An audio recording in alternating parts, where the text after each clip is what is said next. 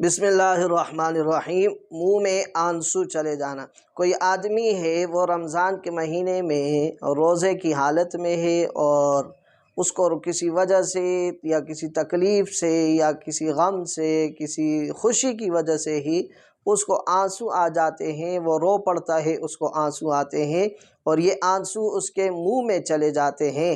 تو کیا آنسوؤں کا منہ میں چلے جانے سے روزہ ٹوٹ جاتا ہے یا نہیں ٹوٹتا؟ تو اس کا حکم کیا ہے؟ بہترین سوال کیا ہے ساتھی نے، اور اچھی بات ہے، سوال کرتے رہنا چاہیے۔ اس سے انسان کے علم میں بھی اضافہ ہوتا ہے اور بہت ساری وہ باتیں انسان کے علم میں آ جاتی ہیں جو وہ نہیں جانتا۔